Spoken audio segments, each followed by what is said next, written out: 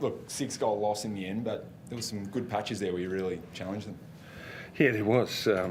You sort of look at sort of periods in the game they got away from, especially the back end of the third. They just beat us at what we were doing okay. They sort of beat us at contested ball and clearances and really hurt us and opened us up a little bit. But when you sort of analyse the first half, it was sort of like 10 shots to 12. We just couldn't capitalise on the times we went in, and we kicked 2-8. So their pressure was very good, and we probably thought at half time as a coaching group we were just fueling a lot of their pressure. We just kept over handballing forward. We had the opportunity to use the ball by foot and take a little bit of time, and we just fueled what they're good at and tried to play exactly the same way they play at times. But we couldn't execute it, and they could. And that's why they're the benchmark at the moment. They're the best in the competition.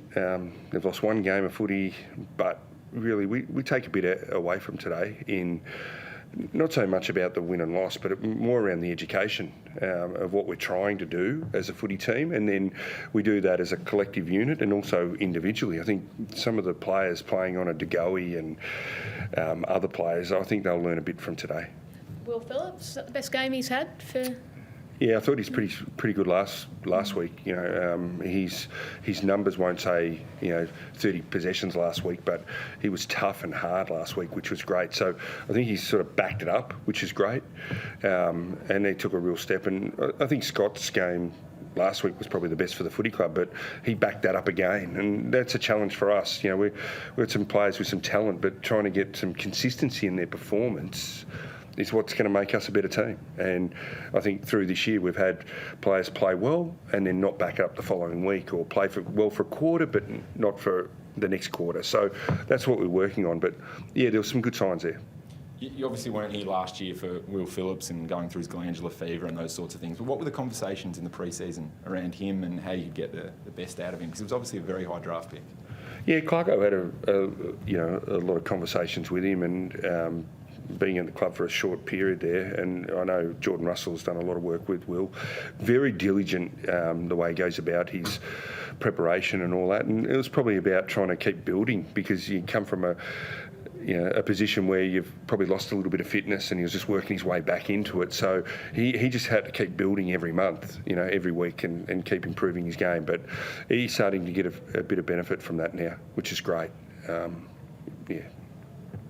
Forward line seems to be functioning quite smoothly when you get into them quickly. Is that pleasing, the way that you're able to score so heavily at the end?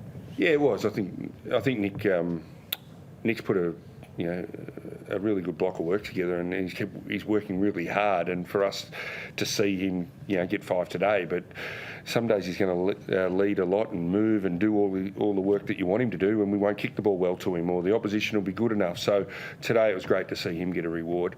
I think there's something work in progress with us. I think today really the balance of fast and slow, we went too slow in the first half. We had the chance to go to 1v1s and take the game on a bit more. We were a bit hesitant, and that allowed then, the midfield of Collingwood to get back, and allowed Quainer and that then to drop off, and they influenced the game.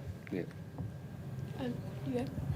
Do you feel like what's the feeling inside the club as far as your progression? Like, we're not so much seeing the wins, but do you feel like you're really heading in the right direction? Whether it's the key performance indicators internally. Where do you think the club's at right now? Yeah, I think everybody looks at doom and gloom because they look at a loss beside your name. But today was a really good step. Our VFL team are sort of in the top part of the ladder, which is great. We haven't had that before. So you can see sometimes it takes a little bit from the VFL level, and then that transfers to your AFL level. But what we've seen over a period now is the performance against Sydney was full of merit, and then today wasn't exactly what we wanted for the 4 quarters, but geez, there's a bit to take away, and they are the best. And we've got LDU to come back in, the group who's was probably early in the year our best midfielder and one of the best midfielders in the comp. So to get him back would be great for us. Did you get any injuries today? And we saw Harry Shears had to come off that treatment. I think it was maybe a bit of an accidental boot to the face. Is he okay?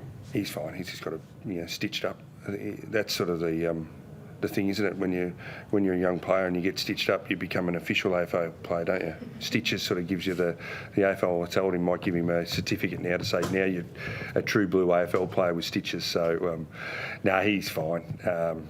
He copped a whack and went back out, so it's good. No one else you're worried about? No. The weekly Taron Thomas question, like, is he getting closer? Like, He's getting closer.